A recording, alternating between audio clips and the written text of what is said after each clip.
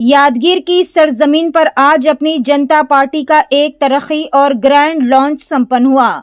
इस मौके पर पार्टी कार्यकर्ताओं और अवाम का एक बड़ा हुजूम नजर आया, जो इस बात का सबूत है कि कर्नाटका की सियासत में अब एक नए विकल्प का आगाज हो चुका है। इस ग्रैंड लॉन्च की शुरुआत अपनी जनता पार्टी के national vice president Mohammad Shadab Khan के हाथों हुई। प्रोग्राम में चीफ गेस्ट के तौर पर कर्नाटका स्टेट प्रेसिडेंट और डीएसएस के मशहूर व मारूफ लीडर श्री नागण्णा जी, गुलबर्गा के काबिले फख्र सोशल एक्टिविस्ट आरएन बाबा पटेल और working journalist union social and welfare के नेशनल प्रेसिडेंट पठान सुफियान खान खास तौर पर मौजूद रहे।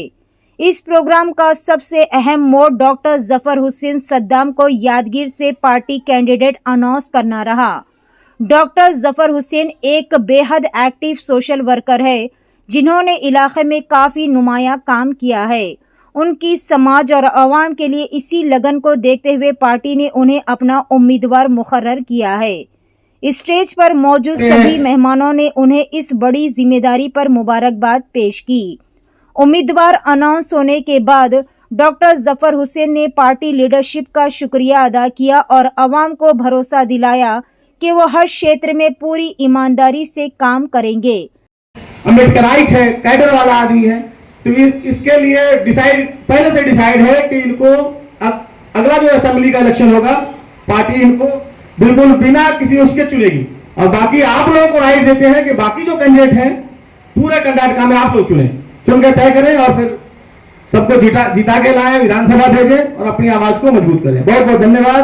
जय भीम, बोलिए जय भीम, जय संविधान, जय बाबा साहब। ನಮಗೇನಾದ್ರು ಬದಲಾವಣೆ ಆಯ್ತಾ? ನಾವ್ ಯಾಕೆ ನಮ್ಮನ್ನ ನಾವು ವಿಚಾರ ಮಾಡ್ಕೊತಾ ಇಲ್ಲ ಬಂಧುಗಳೇ? ಕೇವಲ ಚುನಾವಣೆ ಬಂದಾಗ ಮಾತ್ರ ನಮ್ದೊಂದು ಓಟ್ ಅದ, ಅದ್ ಹಾಕಿ ಒಂದು 500,000 ಕೊಡ್ತಾರ, ಅದಕ್ಕೆ ತಗೊಂಡು ನಾವು ಓಟ್ ಹಾಕ್ತಿವಿ. ಅದಾದ್ಮೇಲೆ ಮತ್ತೆ ಮನೆಗೆ ಮರ್ತು ಬರ್ತೀವಿ. ಅದಾದ ನಂತರ ಮತ್ತೆ ನಿರಂತರವಾಗಿ ಸಂಘಟನೆಯವ್ರು ನಾವಿದ್ದೀವಿ, ನೀವೆಲ್ಲ ನಿಮ್ ಊರಿನ ಸಮಸ್ಯೆ ತಗೊಂಡು ಬರ್ತೀರಿ, ಅದ್ ತಗೊಂಡು ನಾವು ನಿರಂತರ ರಸ್ತಾರೋಕ ಮಾಡ್ತೀವಿ, ಜಿಲ್ಲಾಧಿಕಾರಿ ಕಚೇರಿಗೆ ಮುತ್ತಿಗೆ ಹಾಕ್ತಿವಿ, ಮತ್ತೊಂದು ಮನೆ ಪತ್ರ ಕೊಡ್ತೀವಿ, ಮತ್ ನಾವು ಅದೇ ಒಂದು ವ್ಯವಸ್ಥೆಯಲ್ಲಿ ಜೀವನ ಮಾಡ್ತಾ ಇದೀವಿ. ಸರಿಸುಮಾರು ಭಾರತ ದೇಶದಲ್ಲಿ ಇನ್ನು ಕಾಂಗ್ರೆಸ್ ಬಿಜೆಪಿ ಪಕ್ಷಗಳು ಆಡಳಿತ ಬಂದ ನಂತರ ಈ ಸಾರ್ವಜನಿಕರಿಗೆ ಕೊಡ್ತಕ್ಕಂಥ ಮೂಲಭೂತ ಸೌಕರ್ಯಗಳು ಇಲ್ಲಿವರೆಗೂ ಕೊಡಕ್ಕೆ ಆಗಿಲ್ಲ. ಇದು ನಾಚಿಕೆಗೇಡಿನ ಒಂದು ಪರಿಸ್ಥಿತಿಯಲ್ಲಿ ನಾವಿದ್ದೇವೆ ಇವತ್ತು. ಯಾಕಂದ್ರೆ ಈ ಸರ್ಕಾರಗಳು ಏನು ಮುಖ್ಯವಾಗಿ 2,00,000 ಕೋಟಿ ಬಜೆಟ್ ಇವರು ಕೇಂದ್ರ ಸರ್ಕಾರದಲ್ಲಿ ಬಿಡುಗಡೆ ಮಾಡ್ತಾರೆ, ಲಕ್ಷ ಸಾವಿರ ಕೋಟಿ ಗಟ್ಟಲೆ ರಾಜ್ಯ ಸರ್ಕಾರದಲ್ಲಿ ಬಜೆಟ್ ನಿರ್ಮಾಣ ಮಾಡ್ತಾರೆ. ಆದ್ರೆ ಈ ಬಜೆಟ್ ಯಾರಿಗೆ ಹೋಗ್ತಾ ಇದೆ? ಇದು ನಾವ್ ಯಾಕೆ ಕೇಳ್ತಾ ಇಲ್ಲ? ಇದು ನಮ್ಮ ನೋವಿದೆ ಈ ಜನರ ಹತ್ರ. ಯಾಕಂದ್ರೆ ನಿರಂತರವಾಗಿ ರಸ್ತೆಗಳು, ನೀವು ಹಳ್ಳಿಗೆ ಹೋಗ್ಬೇಕಾದ ರಸ್ತೆಗಳಿಲ್ಲ, ನಮ್ಮ ಮನೆಯಲ್ಲಿರ್ತಕ್ಕಂಥ ನಿಮ್ಮ ಮನೆಯಲ್ಲಿರ್ತಕ್ಕಂಥ ಹೆಣ್ಮಕ್ಳು ಶೌಚಾಲಯ ಇಲ್ಲ, ಅಲ್ಲಿರ್ತಕ್ಕಂಥ ಒಳ್ಳೆ ಕುಡಿಯೋ ನೀರಿಲ್ಲ, ನಿರಂತರವಾಗಿ ಗಾಳಿ ಮಳಿ ಬಂತಾರೆ, ಲೈಟ್ ಇಲ್ಲ. ಇವೆಲ್ಲ ಯಾರು ಮಾಡಬೇಕು? ಇದು ಯಾರು ಕೇಳಬೇಕು? ಅದಕ್ಕಾಗಿ ನಾವು ನಿರಂತರವಾಗಿ ಈ ರಾಜ್ಯದಲ್ಲಿ ಮತ್ತು ಜಿಲ್ಲೆಯಲ್ಲಿ ಈ ಕ್ಷೇತ್ರದಲ್ಲಿ ನಾವು ಕೆಲಸ ಮಾಡ್ತಾ ಇದ್ದೇವೆ. ನೀವು ಜಾಗೃತರಾಗ್ರಿ. ನೀವು ಜಾಗೃತ ಆಗಿಲ್ಲ ಅಂದ್ರೆ ಇದೇ ತರ ನೀವು ಇರ್ತಕ್ಕಂಥ ನಿಮ್ಮ ತಾತನವ್ರು ಇದೇ ತರ ತೀರ್ಕೊಂಡೋದ್ರು, ನಿಮ್ ಮುತ್ತಾತನವ್ರು ತೀರ್ಕೊಂಡೋದ್ರು, ನೀವು ತೀರ್ತೀರಿ, ನಿಮ್ ಮುಂದಿರ್ತಕ್ಕ ನಿಮ್ ತಂದೆ ಮಕ್ಕಳು ಕೂಡ ಸತ್ತೋಗ್ತಾರೆ. ಆದ್ರೆ ಯಾರಿಗೂ ಕೂಡ ಜೀವನಾಂಶ ಸಿಗ್ತಕ್ಕಂಥ ಒಳ್ಳೆ ಅಭಿವೃದ್ಧಿಗೆ ಖರ್ಚಾಗ್ತಕ್ಕಂಥ ಸರ್ಕಾರಗಳು ನಮ್ಮ ಹತ್ರ ಇಲ್ಲ.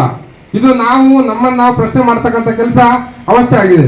ಯಾಕಂದ್ರೆ ಸರ್ಕಾರ ಯಾವ ತರ ನಿರ್ಮಾಣ ಆಗ್ಬೇಕಂದ್ರೆ ಯಾವುದೇ ರೀತಿಯಿಂದ ಸಾರ್ವಜನಿಕರವಾಗಿ ₹1 ಅವ್ರ ಹತ್ರ ತಗೊಳ್ಳಾರ್ದೆ ಅವರಿಗೆ ಸ್ವಯಂ ಪ್ರೇರಿತವಾಗಿ ಎಲ್ಲಾ ಮೂಲಭೂತ ಸೌಕರ್ಯಗಳು ಕೊಟ್ಟು ಅಲ್ಲಿ ನಿರ್ಮಾಣ ಮಾಡ್ತಕ್ಕಂಥ ಸರ್ಕಾರ ಇಲ್ಲಿ ನಮ್ಮ ಹತ್ರ ಬರ್ಬೇಕು.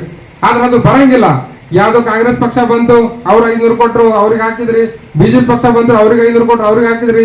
ಇನ್ನೊಬ್ರು ಜೆಡಿಎಸ್ ಪಕ್ಷ ಬಂತು, ಅವ್ರಿಗೆ 500,000 ಕೊಟ್ಟು ಅವ್ರಿಗೆ ಹಾಕಿದ್ರಿ. ಎಲ್ಲಿವರೆಗೂ 500,000 ರೂಪಾಯಿ ನೀವು ಮಾಡ್ಕೊಂತೀರಿ? ಸ್ವಲ್ಪ ನೀವು ವಿಚಾರವಾಗಿ ನೀವು ಜ್ಞಾನ ತಗೊಳ್ರಿ. 500,000 ಮುಡುಗು ಚಾಕ್ಲೇಟ್ ತಿಂದು ಹಾಳು ಮಾಡ್ತಾರ ಅಂತ ನೀವೊಬ್ರು ತಮ್ಮ ಒಂದು ಓಟಿನ ಹಕ್ಕನ್ನು ಡಾಕ್ಟರ್ ಬಾಬಾ ಸಾಹೇಬ್ ಅಂಬೇಡ್ಕರ್ ಅವರು 1932ರಲ್ಲಿ ಬ್ರಿಟಿಷರ ವಿರುದ್ಧ 2ನೇ ಒಂದು ದುಂಡು ಮೇಜಿನ ಸಭೆಯಲ್ಲಿ ನಮ್ಮ ಓಟಿನ ಹಕ್ಕನ್ನು ಕೊಡಿಸಿದ್ರು. ಇಲ್ಲಿವರೆಗೂ ಕೂಡ ಆ ಓಟಿನ ಹಕ್ಕಿನ ಒಂದು ಪವರ್ ಏನಂತೇಳಿ ನಾವು ಯಾರು ಕರೆಕ್ಟ್ ಆಗಿ ನಾವು ಯೂಸ್ ಮಾಡ್ಕೊಳಕ್ ಆಗಿಲ್ಲ. ಅದಕ್ಕಾಗಿ ನಾವು ಇಡೀ ನಿರಂತರವಾಗಿ ನಮ್ಮ ಕ್ಷೇತ್ರದಲ್ಲಿ ನಾವು ಪ್ರತಿಯೊಂದು ಗ್ರಾಮೀಣ ಭಾಗದಲ್ಲಿ ಮುಂಬರುವ ದಿನಗಳಲ್ಲಿ ಹೋಗಿ ಬೂತ್ ಮಟ್ಟದಲ್ಲಿ ಏನ್ ರಸ್ತೆ ನಿರ್ಮಾಣ ಸಮಸ್ಯೆ ಇದೆ, ಶೌಚಾಲಯ ಸಮಸ್ಯೆ ಇದೆ, ಹಾಗೂ ಗ್ರಾಮ ಪಂಚಾಯತ್ ಸಮಸ್ಯೆ ಇದೆ. ಅದ್ರ ಬಗ್ಗೆ ನಾವು ನಿರಂತರವಾಗಿ ಹೋರಾಟ ಮಾಡಬೇಕು. ಅದಾದ ನಂತರ ಜಿಲ್ಲಾ ಮಟ್ಟದಲ್ಲಿ, ಅದಾದ ನಂತರ ರಾಜ್ಯ ಮಟ್ಟದಲ್ಲಿ ಈಗ ನೀವು ಇಲ್ಲೇ ಒಂದು ನಿರಂತರವಾಗಿ ನಮ್ಮ ಸಂಘಟನೆ ನಾವು ಪ್ರತಿಭಟನೆ ಮಾಡ್ತಾ ಇದ್ದೀವಿ.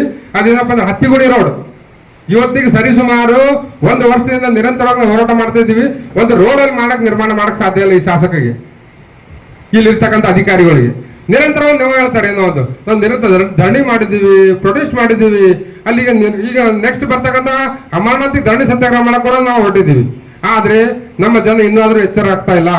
ಯಾರು ನಾವು ಸ್ಟ್ರೈಕ್ ಮಾಡ್ತಾರ, ಒಂದು 50-100 ಜನ ಬಂದು ಅಲ್ಲಿ ಸಪೋರ್ಟಿಗೆ ನಿಂದಿರಂಗಿಲ್ಲ. ಹೋಗ್ಲಿ ಬಿಡ, ಇವರ ಸಂಘದವ್ರು ಮಾಡ್ತಾರ ಹೋಗ್ತಾರಂತಾರ. ಮತ್ತೆ ನೀವೇ ಕಷ್ಟದಾಗಿರ್ತೀರಿ, ನಾವಲ್ಲ. ನಿಮ್ಮ ಕಷ್ಟಕ್ಕೆ ನಾವು ಬಂದು ನಿಂತೀವಿ ಅಂದ್ರೆ ನೀವು ನಮ್ಮ ಜೊತೆಗೆ ಬರಂಗಿಲ್ಲ ಅಂದ್ರೆ ಇದು ಯಾವ ನ್ಯಾಯ? ಅದಕ್ಕಾಗಿ ನೀವೆಲ್ಲರೂ ದಯವಿಟ್ಟು ಇಲ್ಲಿರ್ತಕ್ಕಂಥ ನಮ್ಮ ಕಾರ್ಯಕರ್ತರಿಗೆ ನಾವು ಮನವಿ ಮಾಡ್ತೇನೆ, ನೀವು ಕಾಂಗ್ರೆಸ್, ಬಿಜೆಪಿ, ಜೆಡಿಎಸ್ ಅಂತಕ್ಕಂಥ ಪಕ್ಷಗಳು ಬಿಟ್ಟು ನೀವು ಡಾಕ್ಟರ್ ಬಾಬಾ ಸಾಹೇಬ್ ಅಂಬೇಡ್ಕರ್ ಅವರು ಮುನ್ನಡೆಸ್ತಕ್ಕಂಥ ಪಕ್ಷ ಜೊತೆಗೆ ನೀವು ನಮ್ಮ ಜೊತೆಗೆ ಬರ್ರಿ.